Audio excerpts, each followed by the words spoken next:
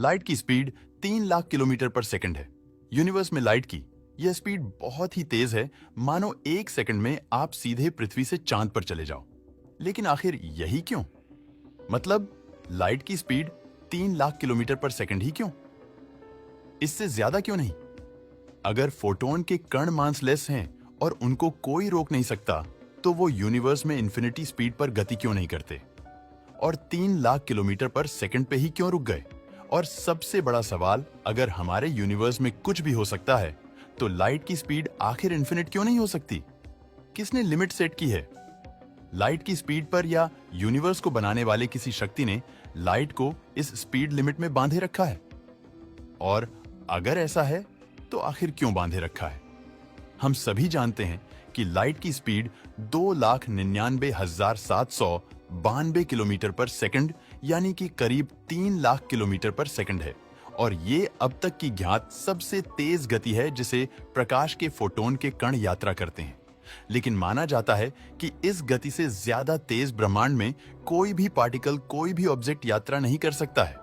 प्रकाश ब्रह्मांड के स्पेस में किस स्पीड से यात्रा इसलिए कर पाता है क्योंकि लाइट के फोटोन के कणों का कोई मास नहीं होता है, वो लगभग मासलेस होते हैं।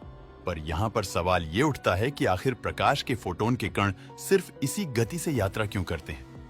आखिर वो क्यों इस गति से ज्यादा तेजी से यात्रा नहीं कर पाते? क्या कोई बाहरी चीज, बाहरी शक्ति प्रकाश के फोटोन के कणों को इस गति से ज्यादा तेजी से यात्रा करने से रोकती है? तो दोस्तों, सच्चाई तो ये है कि फोटोन का कण कभी रुकता ही नहीं है। जी हाँ, वो जैसे ही पैदा होता है, जैसे ही किसी ऊर्जा स्रोत से उसका जन्म होता है, जन्म से ही वो गतिशील रहता है।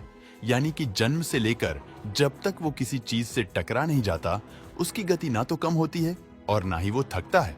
यानी फोटोन का कण अनंत काल तक चलता रह सकता है, जब तक उसकी गति में कोई खलेल ना आ जाए, बिना रुके, बिना थके। लेकिन फोटोन की यह गति 3 लाख किलोमीटर पर सेकंड से सीमित है, और फोटोन की इस सीमा को ब्रह्मांड ने ही सीमित किया है। ऐसा इसलिए है क्योंकि यही सीमा अपने आप में ब्रह्मांड के अस्तित्व से जुड़ी हुई है।